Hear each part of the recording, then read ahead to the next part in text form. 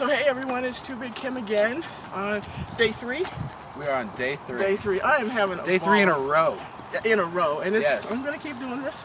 Sometimes a little slower, sometimes a little more, sometimes a little less, but I'm gonna do something every day. So anyway, hey Britt, you know, I with some friends added some superfoods to my diet. Yep. You know, I used to just like to eat everything, Yeah. but I'm really conscious now of just adding healthier stuff like blueberries and salmon and really good stuff like that. So that's something that I'm adding. My issue has always been kind of portion control. Yeah. But I loved what you talked about yesterday. Excuse me, when you said, sorry about that, when you said they used to eat like a big old sandwich with nothing but meat and a whole lot of mayo and no lettuce in sight, you know. And so I love that, and that was very inspiring to me, and I think probably to a lot of folks that we're with. But anyway, here we are. This is what I'm doing. Doing such a great job, and I'm glad that you kind of touched on, you know, hey, the healthier foods are, it's one of those things that you need to not only have just a healthy balance of food, but you need to be able to enjoy it too.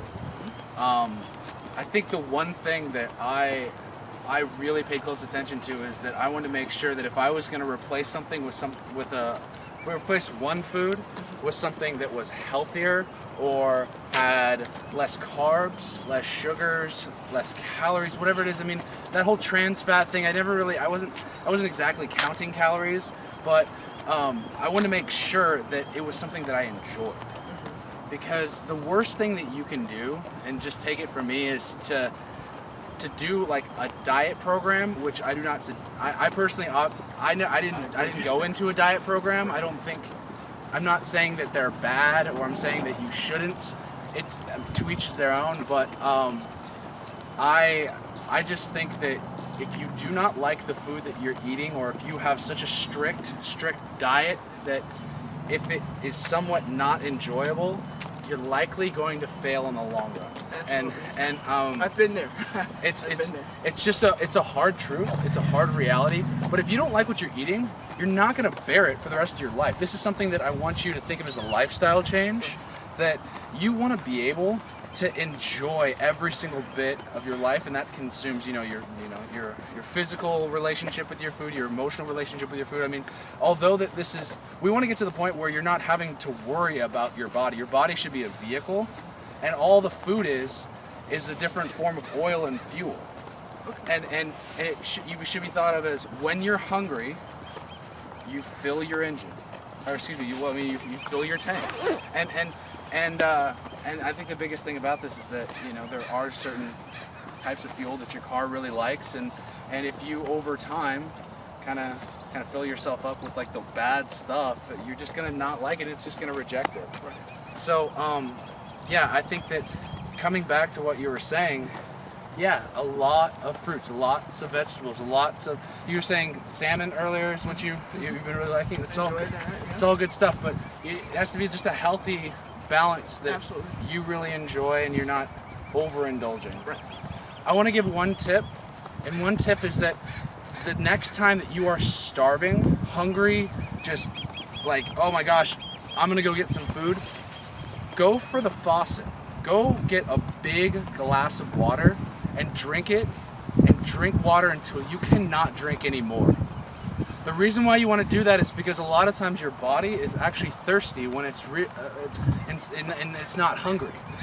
It's telling you these different signs, you're not reading it appropriately. So the thing about it is that you know that you can go without food for like 2 weeks, but you can only go without water for like 4 days. And your body is probably dehydrated, and you should probably try to go and drink, get full, wait about 10 minutes, and then after that point, if you're still hungry, then you are in fact hungry. But you'll find that a lot of times when I've done this, I'm full and I'm okay. So eat when you're hungry, not when it's just convenient. Okay? But there's so many triggers though that make people think they're hungry. I mean, and it's really not about being hungry. There's, like you said, all those emotional triggers. People get maybe a test is coming up, an exam, and they're stressing out. Anxiety. Or maybe they've got some issues on the job. Yeah. Or whatever it might be, and they just eat for comfort. Yeah. What do you suggest? I mean, obviously. No. I know exactly what you're saying. I was definitely one of those emotional eaters. Eating for happiness, eating for sadness. I think the biggest thing for me was like eating out of boredom. As far as eating out of anxiety, I would say that if you're gonna eat something that's healthier. Eat something that you like. You know, but the whole, you know, the whole formula that this isn't like world-class secret or anything like this, but it's really just calorie in, calorie out. So I want you to know that by walking so much and being active and going out and doing something, you know, you have the luxuries of knowing that if you have something bad, you're gonna go and you're gonna work it off, because this is just one of those systems that, well, you know what? Yeah, I spoiled myself. I'm now going to work it off. You know, if I'm gonna enjoy the food, do a workout. I really would say to monitor, kind of monitor what you're doing as far as anxiety goes. That's one of those things that you just need to kind of preoccupy your mind, and don't go for the food. Go for a walk, because I think that a lot of times you're anxious, you're nervous, you're really not hungry. You're just using the food as a means to make yourself happy, and that's not what you should do. You should go, you know, either exercise, go on a walk, and if you don't have those capabilities, then you know you call up a friend, you talk to them on the phone, you essentially want to do something that's going to distract you from that. Keep your mind preoccupied, and in the end, over time, because if you are doing that, lessening up just one meal, one day, it will do wonders over time. Okay. So, all right, hopefully that answered your question. I'm sorry. It did. My other question for you is, so we're doing a program together, because you just asked me to write down what I've eaten, and you're going to do some boards and all of that. Can you explain to me again what I'm doing? I came up with this program I'm releasing this. You're kind of my test baby here for my program here in January, but it's a program called Choose to Lose to Win, and I love that. And thank you. And it's the premise behind it is a diet without a diet, and what it is, it's an accountability and awareness program that makes it so that you basically are aware of what you're eating, what you're dieting, by writing everything down on boards. We're not calorie counting, but we're writing down exactly what we're eating and being aware of not only what type of foods we're putting into our engines, into our vehicles, but what we're doing as far as working out and progressing. Because what's really awesome is that we have on film your progression. Right. You were struggling after 2 laps. I mean, after a lap and a half the first day. Right. We're 3 days in, and we're about to hit a mile. And that's 4 laps. So she's doubled that in 3 days. So that's inspiring. It is. And you're not even tired. You're like, oh, let's go again. Keep going. So it's feeling pretty good. what it does is that this program I came up with this for my mom about 3 years ago, and I made these boards, and I'm like, all right, Mom, let's go to the gym. Let's work out every day. I will hold you accountable to this, and I want you to write it all down. She started her thing. The reason why the boards came into play is because she was not realizing how bad her diet really was, because she was under eating throughout the day. She works, she's engineering tech planner, so she works the shipyard, and she just is a basic, like, 8 a.m. till 5, and she basically just really wasn't eating throughout the day because she was just working, right? I mean, she just would not stop, and that was really bad, because under eating is just as bad as overeating.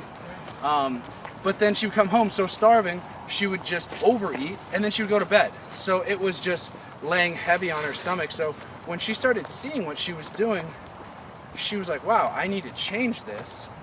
And the biggest part about my program, my boards, is that I want you to be proud of every single bit of the entire, of your life. Not only your life, but of the entire program. And I want you to be able to show off your success. Okay. Because this is a huge thing. I like to show off. It is. It's. I love it. Look, I love to show off. Good, All good. right. You do, and you do it well.